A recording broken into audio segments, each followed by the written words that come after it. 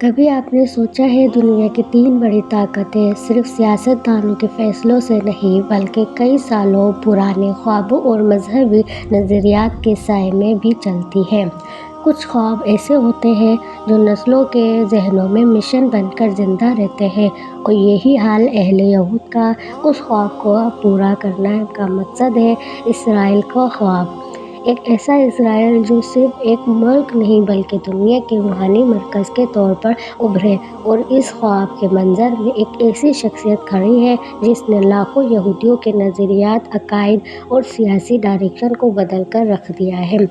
ربی Mendel session یہ وہ انسان تھا جب یہودی روحانی بادشاہ اور بائی آف دی ٹائم جسے کہتے ہیں، اور اس کے ماننے والوں کا عقیدہ یہ تھا کہ وہ اب بھی زندہ ہے، جسمانی طور پر تو نہیں لیکن روحانی طور پر زندہ ہے، اور اس کے نظریات دنیا کو ایک نئے دور کی طرف لے جا رہے ہیں۔ ربی مینڈل سیشن کے مطابق انسانی اب آخری باب میں داخل ہو چکی ہے، اور اس کے 3 بڑے مراحل ہیں۔ حقیقی اسرائیل کا قیام، مکمل یروشلم کی تعمیر، اور مسیح یعنی دجال کا خروج۔ ربی مینڈل نے اپنے ماننے والوں کو یقین دلایا سال 2027 سے پہلے یہ تینوں فیزز مکمل ہو جائیں گے، اور پھر دنیا ایک نئے عالمی نظام میں داخل ہوگی جہاں سیاست، معیشت اور طاقت سب ایک روحانی لیڈرشپ کے تابع ہوں گے، اور یہی عقیدہ آج اسرائیلی طاقت کی بنیاد ہے۔ اور اگر کسی نے اس عقیدے کو عملی صورت دینے کا بیڑا اٹھایا ہے تو وہ ہے نیتن یاہو۔ نیتن یاہو کو بہت سارے ماہرین ایک سیاست دان نہیں بلکہ منتقل کرنے والا لیڈر بھی کہتے ہیں، وہ رہنما جو اسرائیل کو ایک روحانی سیاست اور ساتھ ساتھ روحانی ریاست کی طرف بھی آگے لے جا رہا ہے۔ ربی کے عقیدت مندوں کے مطابق نیتن یاہو آخری وزیر اعظم ہو سکتا ہے جس کے بعد قیادت خود مسیح کے ہاتھوں میں آ جائے گی، یعنی وہ اس بڑے روحانی منصوبے کا حصہ ہے جس کا مقصد صرف اسرائیل کو طاقت اور پاورفل بنانا نہیں بلکہ نیا عالمی نظام قائم کرنا ہے۔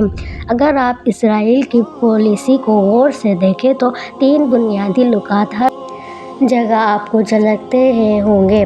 گریٹر اسرائیل کا خواب، جس کے مطابق اسرائیل کی سرحدوں کو تاریخی حدود تک ایکسپینڈ کیا جائے گا، چاہے اس کے لیے پورا مشرقی وسطی ہی کیوں نہ دوبارہ تشکیل دینا پڑے۔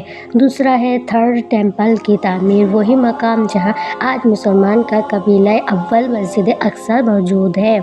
یہودی عقیدہ رکھتے ہیں کہ ان کا نجات دہندہ اسی جگہ پر ظاہر ہوگا۔ اور تیسرا ہے ایک متحدہ عالمی نظام جس میں طاقت، دولت اور اثاثت سب ایک ہی مذہبی نظریے کے تابع ہوں گے۔ اور دنیا کے حالات پر ایک نظر ڈالیں تو مشرقی وسیعت میں بڑھتی ہوئی کشیدگی، مذہبی تصادم، عالمی اتحادوں کی نئی شکلیں، سب کچھ اسی ڈائریکشن کی طرف انڈیکیشن کرتی ہوئی دکھائی دیتی ہے۔ اب سوال یہ ہے کہ کب رخصت ہوگا، بلکہ یہ اس کے بعد کون آئے گا، کیونکہ یہ ساری جنگ زمین یا حکومت کے لیے نہیں لڑی جا رہی، یہ ایک نظریہ، ایک خواب، ایک ایسا انجام دنیا کے لیے لڑی جا رہی ہے جو شاید تاریخ کے آخری باب کو کھولنے کے قریب ہے۔ آپ کی کیا رائے ہے، کمنٹ میں ضرور بتائیے گا۔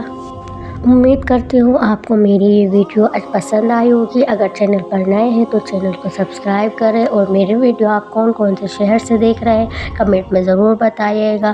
شکریہ، اور اپنی دعاؤں میں یاد رکھنا۔ اللہ حافظ۔